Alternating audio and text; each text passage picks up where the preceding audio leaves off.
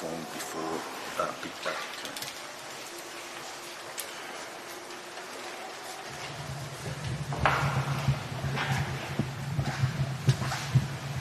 Good morning, everyone. May I remind everyone to please silence your phone during the liturgy Mass. Thank you.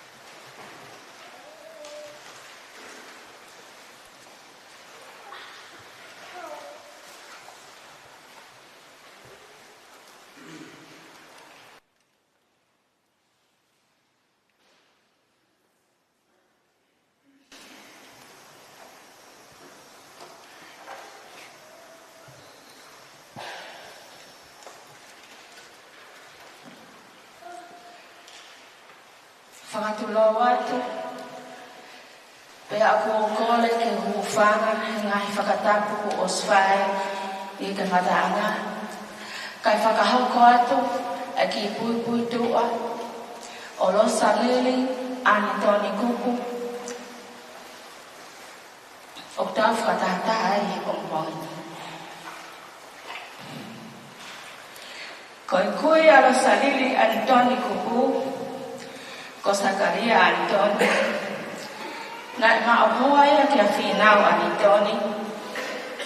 Na ia ina whanau e toko ono. Ako nā kōruen. Ko lahi taha, ko Maria Tonga Malu. O kia e whahu o e ahoni. Paru Malu. Ua ko nā whahu Antoni. O kia e alo salili Antoni kuku. Ako pe kia ia. Tolu ko kaufo o tahi. O kia e vaisi oa. Wha ko kurukona kaufusi. O kia e akari masake. Ni ma o pita Antoni. O no. Ko pale pahulu. Ko tangaohi. O kia e hafoka pahulu. Ko taulahia. Na etupu alo salili Antoni kupu. Heongo matua. Tangata eki ko nā whahu Antoni. O maufanga mo utulau. Pea koe whine eki. Ko atu lawaki. Mei wātu. Pea moha alana. Nā ia e na whanau e toko tahanima. Lahi ko sele tute tu i one doa ako na ke moui. Ua ko la salili Antoni kupu. Aya au tafu atahataha maya i pongpongini. Tolu ko hina kau Antoni. Pekia. Ka au tau i hene mohona foha. Ko rako. Wha. Ko ane whatai tongi pekia, mauhoa kalani tongi, o ku ihene ne whanau, tala leo pa mona foha. Ni ma ko afa Antoni, malolo, mauhoa ke whatai Antoni, ono ko heu ki whalelilo Antoni, lani, ki mo'ui, o tau i hene, o naronan, o whewhine ko horokita. Fitu ko neti Antoni ne tane, o kune i hene mo ki tau tolu, e mauhoa ki a uruaki ne tane. O ku hene, ana whanau, ko mele alofi. Walu ko patiola, matai pule, ni malolo, ni mauhoa ki a whatu matai pule. Piwa, ko whinau Antoni, malolo. Hong fulu, ko masiwa ilo Antoni mafi, mauhoa ki a supileo mafi. O kune ihene mo ki tau tolu mo ni ki whanau, ko penateti, mo petilosa nele. Tahtaha ko Fatima Antoni tuifua, ke mo'ui, o kutau heni mo ni whanau, ko etita. Tahawa ko Tofia Sosefo Antoni, ke mo'ui, mauhoa ki a Sulia Antoni, o kutau heni mo no foha, ko naufahu Antoni. Tahatolu ko Pentini Antoni po ese, o kune ihene mo ki tau tolu, mo ene whanau, ko lose po ese. Tahafa o Soflisi Antoni, malolo, mauhoa ki a Fusi Antoni, o tau ihene mo atu, mo ane. Tahanima ko Heneli Antoni, o kune ihene mo ki tau tolu, mauhoa ki a anau, pia ku ihene mo ni ki whanau, ko Antoni, mo Pentini.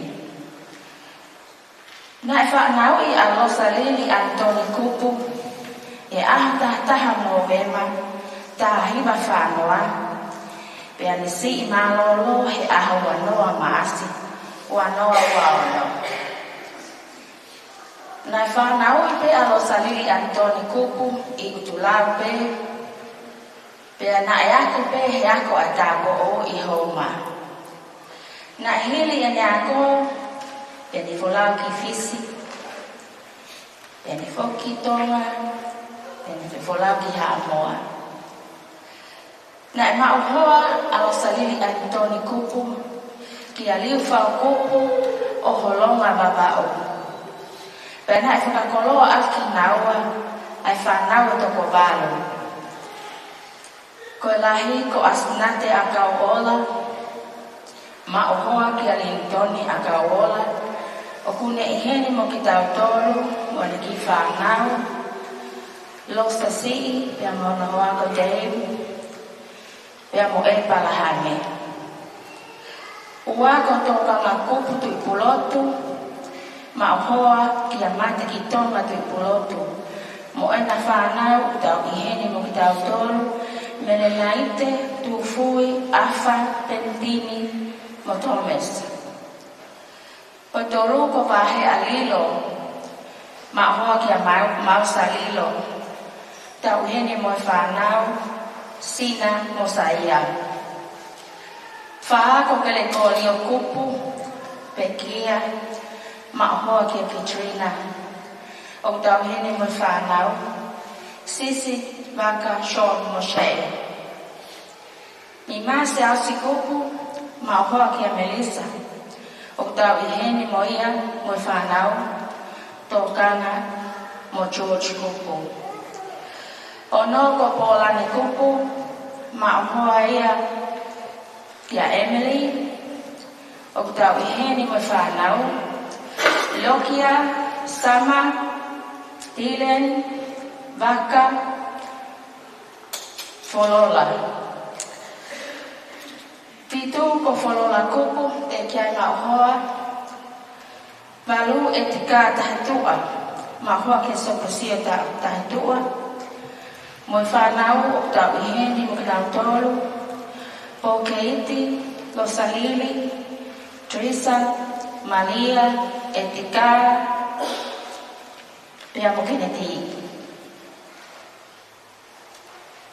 Na hiki whanua mai a losa, Lili Antoni kupu ki Australiani, o nau nofo pe I tempi. Pea mālolo hono hoa o whaanga, li whao kupu. Pea nai toki mālolo atu, mona whohalahi, ko rio kupu. Pea nau hiki mai lewa ki Mary Milani, o kau mai lewa ki he, ngā ue ai community o Maryville pia mono ki whāpiri o a o mai ki ahoni. Ko mālolo ni alo salili Antoni kupu hono tau waru ono. Ngahi makapuna toko ua ono, makapuna ua toko taha ua. Ko e whiwhine ofa, mo e mata whāmiri, mo e whie tokoni ki whāmiri, Pia, mo mata marimari mape, mo manako ki laulo salio. Folawa se mau fae, toko ua, kui, mektanga, kako ma ufaanga, lo salili Antoni kupu, he kai te pengara I maui. Toka aha nonga mo fie Maria, hada wei ki toi tuku.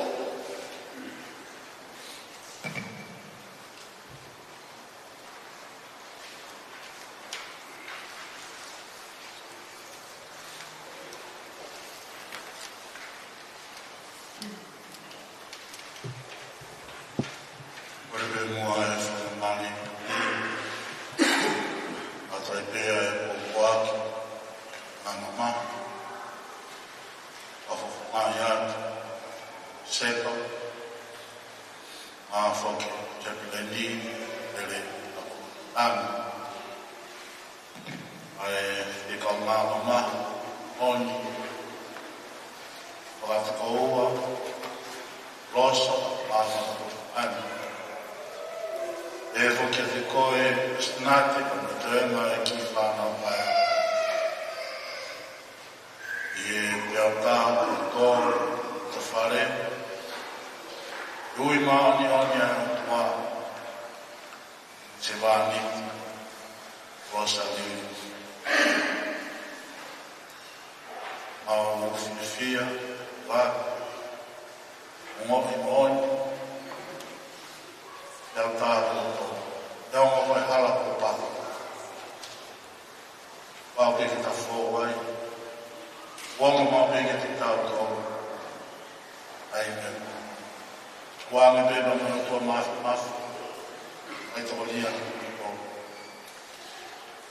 ai le fo aqui o man ane fo aqui ona pe ia la special family.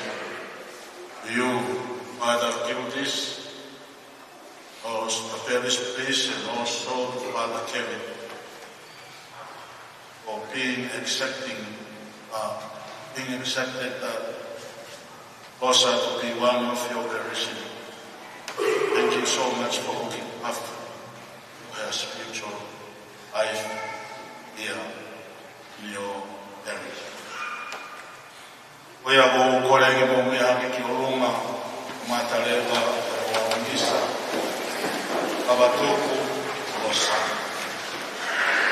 They will find the man.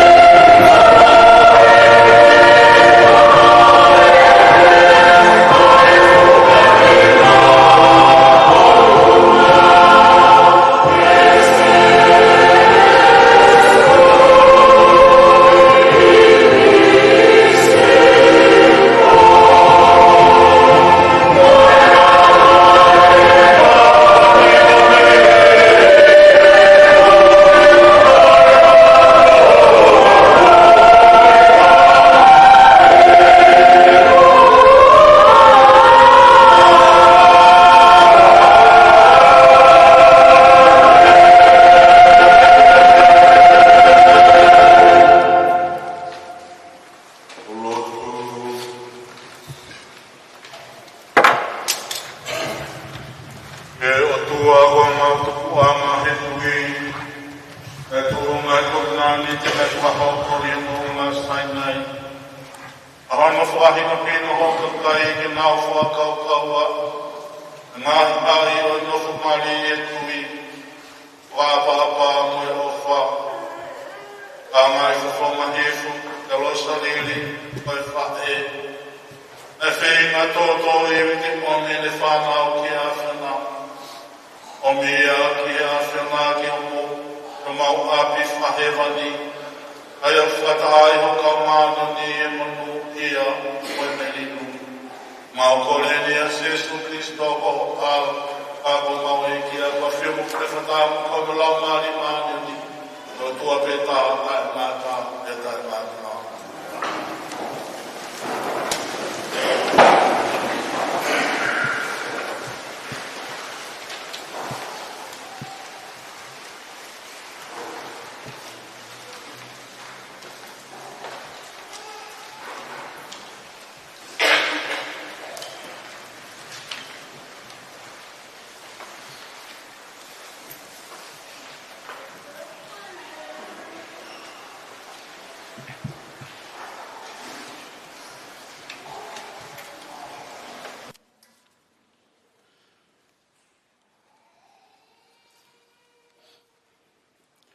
Koe wholofola, o to'o ia me iho noa o e tohi o ngāhi tui. Pea kua lahi e tama, pea koe aho e taha nā ne alu ki tua ki he ene tamai ki he kau hutu tau. Pea ne pehe ki he ene tamai, hoku ulu. Pea rea ia ki he ene talavou. Aveia ki he ene whae, pea ne hikia o ave ki he ene whae, pea ne nofo i honofu ngā o au ki he hoata, o ne toki pekia, pea ne aluhake o whakatokoto ia ki he mohenga o e tangata o Elohimi, o ne tāpuni e matapā ki a te ia. Pea i he au atua i laisia ki he whare, pea tā ko pekia e tamasi i.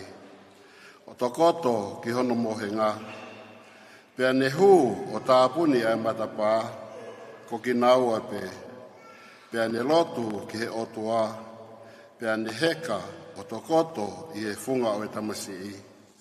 O ne ai hono ngutu ki he ngutu o e, mo hono mata ki he mata o e. Mo hono ni mā ki he ongo nima o e. O ne o whakia, pia na mā whana mai ai kakano o e tamasi i. Pia ne hiki, o ne alufoki tu o taha i he whare. Pia toi heka o whaki ai, pia mawhatua ai tamasi i o tu o fitu. O ne toki a, pia ne ui ki a ke hesi o pehe.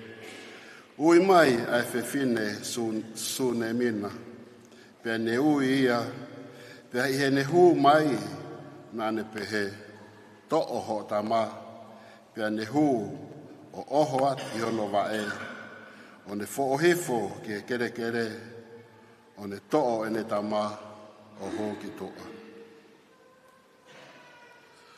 Ko e wholofola tonu ia ai eiki.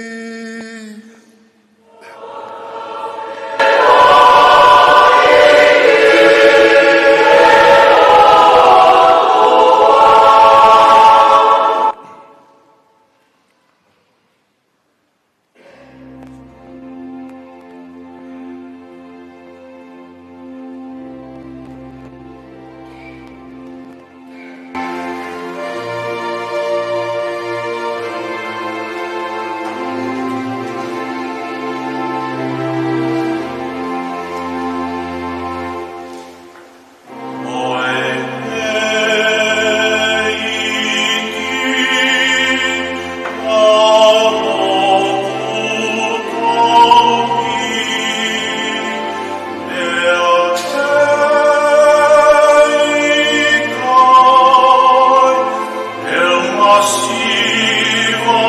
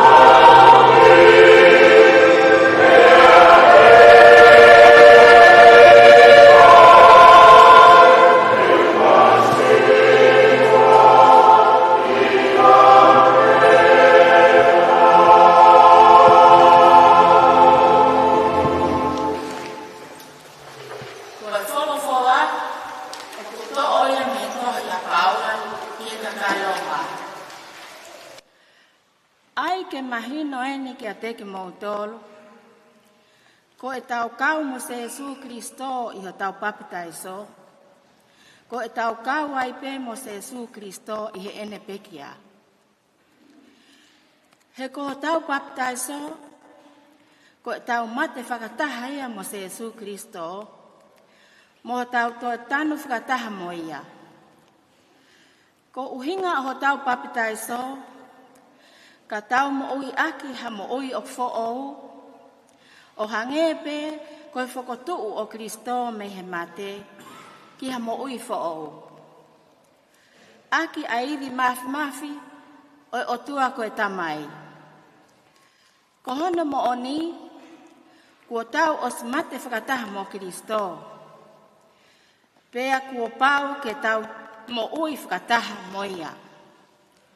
O ku ikai whoki hatoe iwi o mate, ia kia Kristo. Hena ane mate, ka nae whakotuu ke mo ui. Pea he I kai tene to e mate. Ko e whala tonu ia ai eki.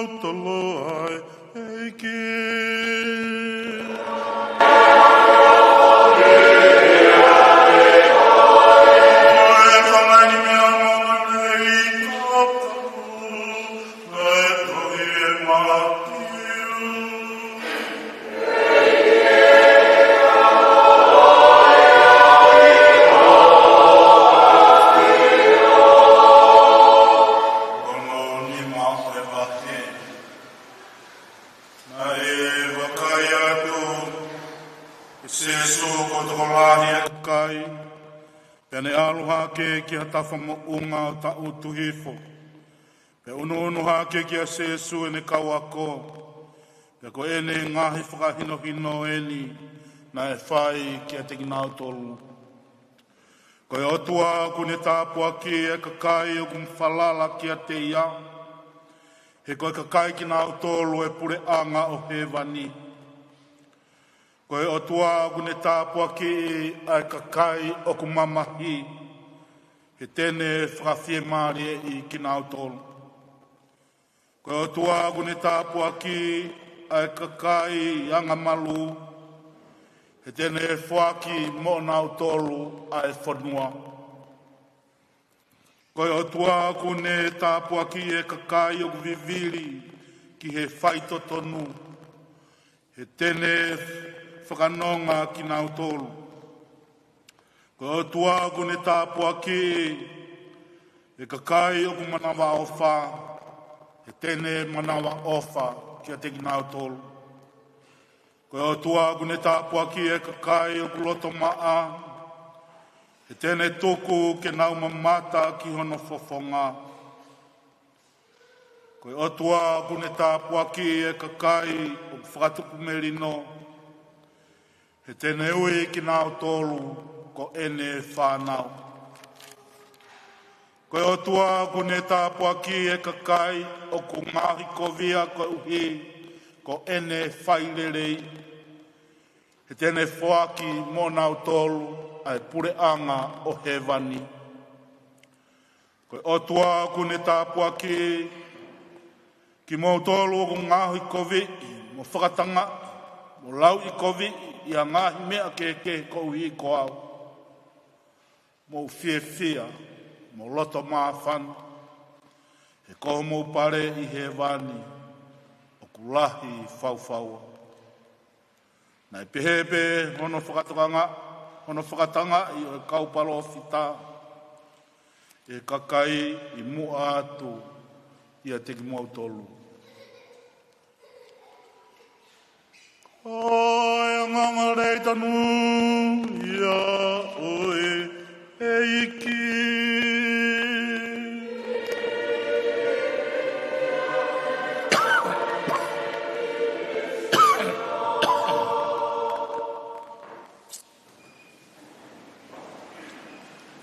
ku whakawhiawhia. Te whakamawhana mau pe e taimi kotoa pe. Tau whakatahataha ai i e eiki. Ke taimi o kuhoko ia e ne ui maani on. Ne toho hataha ia te tau tolu. Ka tau te whito ki hono whanuri tonu.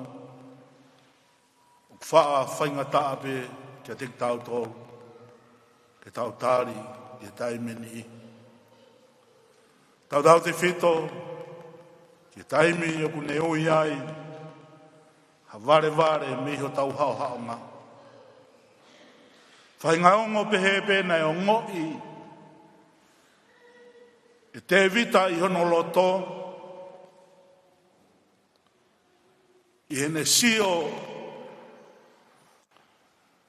Ki ene tama. Ma whaingataa nā ne to whangai. I ulake o re soni na tau whanongo ki ai. I a ua Sami wema.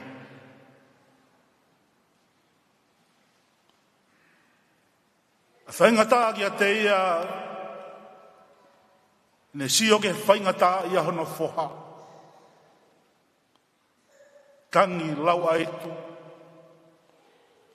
Mone ai tawanga. Pene ai efu. He ilo e afe mai ai whinangalo o Sihova. Ke whakahauwhi. A ene tamu. Ka nea hange ko ia, na tau whanongoa, na ki he e tau lau, tama tau lau ko ngā tohi, ke whakaosi o siwe ne lau mai e ia e wholofola ke. Ka nai nofo ai whakaukau i e taimina e more ai, ai mo ui, ai tamayo eiki koe ni, puko vare koe ni. Nei tua te evita ki o lunga. Pene alu. O ne ai te unga, pene nofo ki te pire, pe ane kai. Pene whakawhiawhia. Pene eke e hono ngahi kau ngā me a kia te ia, koe hākua ke whai. E teima te atamasi i, na ke whai tōtō iwi ki he otua. Koe tāria te vita, i kai. Koe haa a koe toi whai, koe ni kone pekia. Ko au teu, teu alu, kia te ia. Mō miniti e ni si kau ngā whanonga. O whie mao ke inasi ai a ki taua koe karistiane. He ta iloi, koe hala whanonga. O tau whanonga ia i hononga taanga. Whae e nia nei mahino no hala whanonga ma moe whotonga e nāne whauai. E mau i nāne inasi ai a whia. Koe matai koloa maho inga. Ane whaka inasi aki a hono whaamiri. A hono kau ngā whanonga. Ka bohono komnia. Koe lau maari e. Koe whiohi. I lau maari e o e otua. I ngahi tala noa. E aho ane a whina. I hono pui toa o ene mo ui. Ai nofo taha ene whalala ke whae tapu ko Maria. Na ko ene lotu ia. Nāne whae. Nāne ilo i whakapapau ko ene ia. Ai uho e mo ui. Ai whakamo ui o hātangata. Ko e nia a se fine, na e fuafua ia te ia a e tāpena kulo, pe koe a fio anga o tau eiki ko Jesu Kristo, o hange ko ia whaka imisi, e tāpena kulo me i mua mehin. Ka koe nia manawa o e whae, koe nia na e mea na e tōtō iwi ki ai. Ke inasi ai a hono whāmiri. Ke inasi ai a ene whānau. O tau tala noa ia i he aho koe ni. He kai te tau kei nofo i he whaingata. Pa moe ui maa oni ai o tua, kune whai, a moho mou whai. Ka te tau tuu, teu teu, te tau alu kia te ia. Ka unihanga wha i misi mega te tau tolu. Koe alu kia te ia kui kai, koe tau alu ke tau toi whetau raki pia mo ia. Ka koe tau uo ki tau whetau raki pa mo tau eiki, pa mo tau o tua. Ko ia ai mo ui.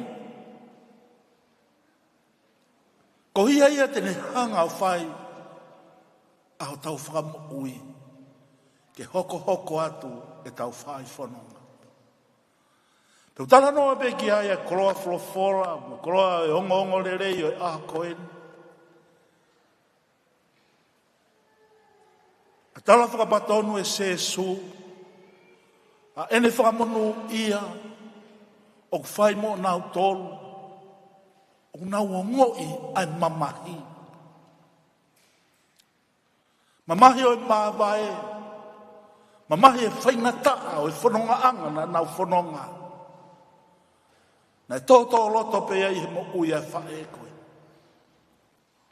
E nei kai koha mea whai ngofua kia te ia, ai tauhi nā ne whai,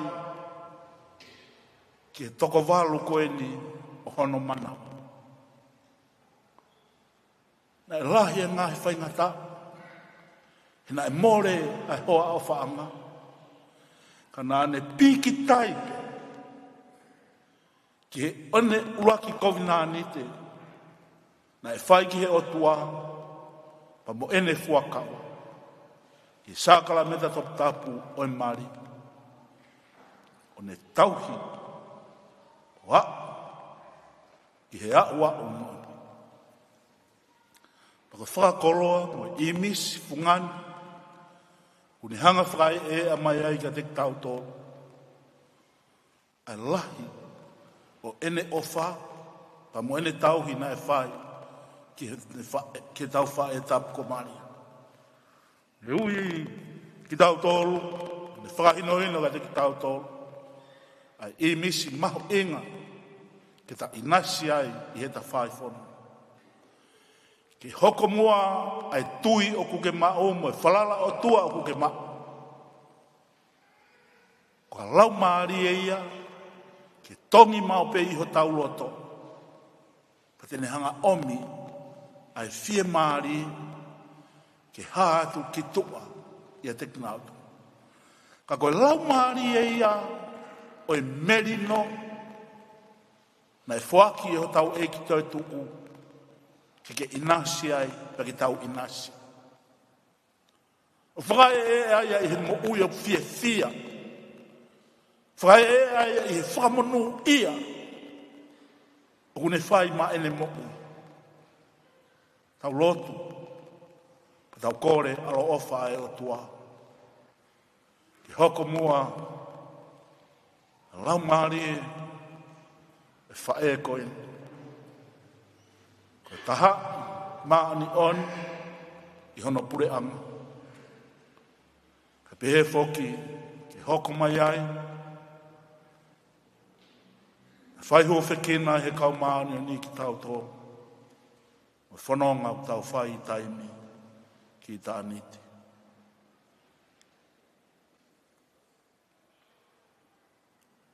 Mo mea ke ki o lunga. Tau whai hanga hi kore hufaki.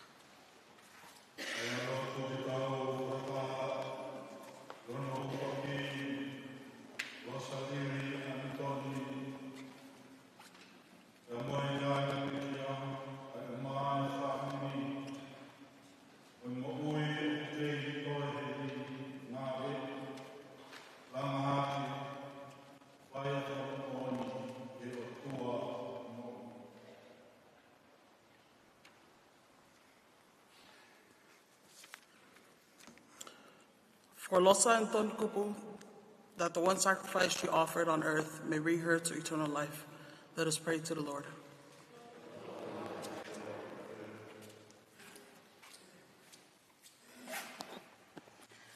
For those who mourn their loss, especially Losa Anitoni Kupu, that grief may be lightened by risen Christ and his promise to unite us again in our heavenly home. Let us pray to the Lord.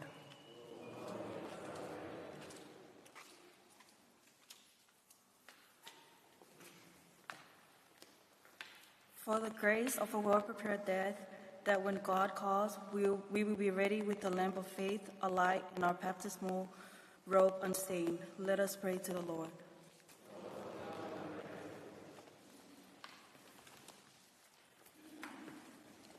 For the grace of a well-prepared death, that when God calls, we'll be ready for the lamp of faith alight in our baptismal robe unstained. Let us pray to the Lord.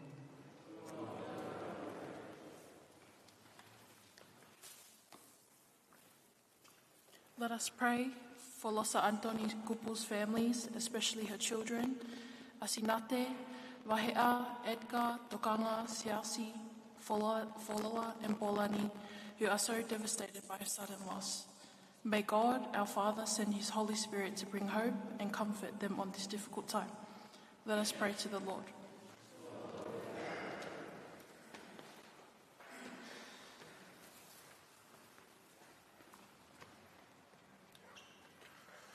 That our masses and prayers will help the souls of departed relatives and friends, especially for our sister Losa Anitoni Kupu. Let us pray to the Lord.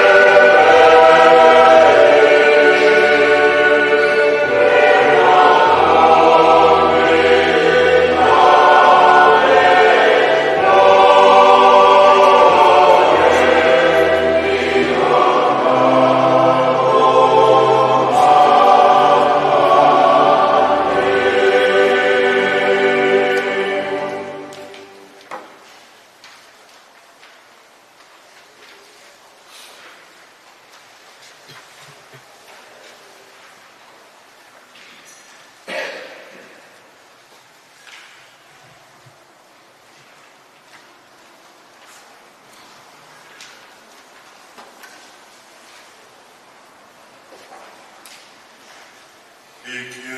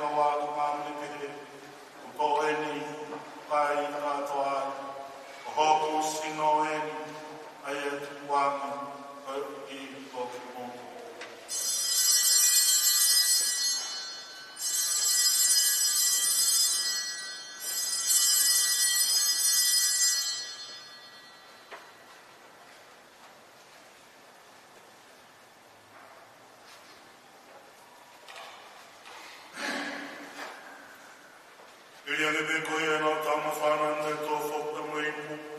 Me tō e whaftai e peke te koe tamai me te tāpau ki le vai. Wānga e ki ene ka wāko ngā mani pehe. O tō whoki mo ene ma mo inu ka tau me iai. Ipu e nio tō tau ka tau tau whokau whoa e lau kuonga te tāngata. E liring whoki a lau i ko ki mau tōlma mai ka kai katoa pe. Ai whamare mo le te amatawa. O whai eni o hoko o whamanata.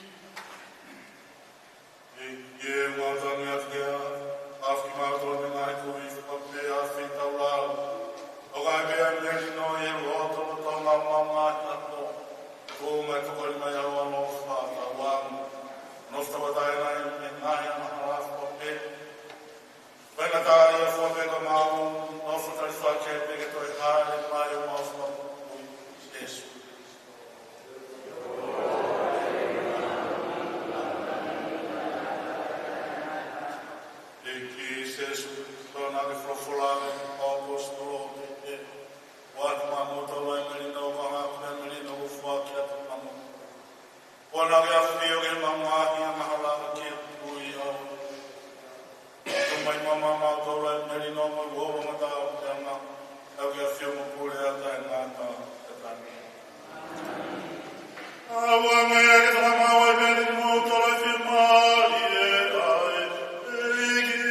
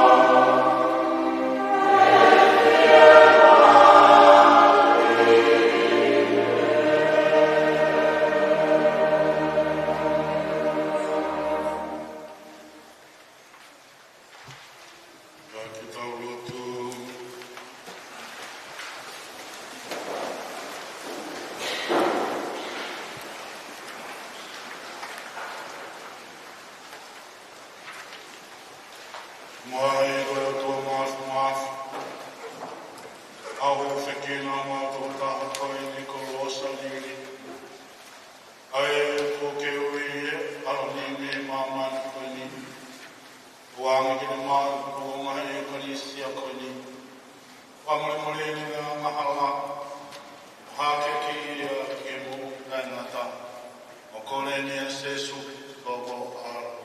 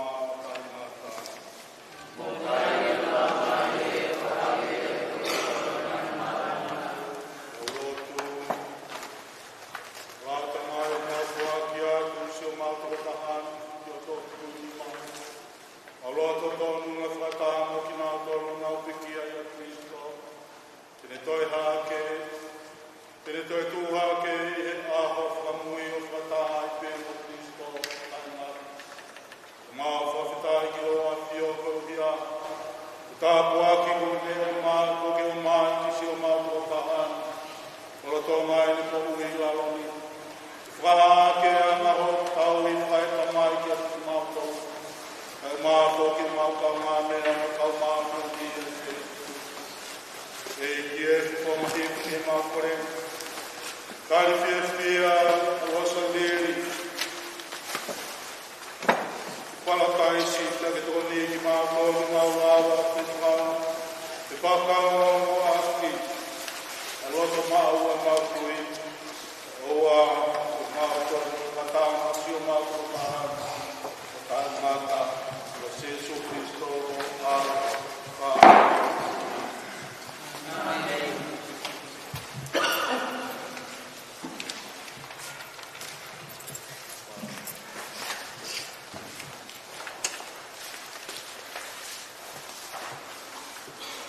O fange ai o toa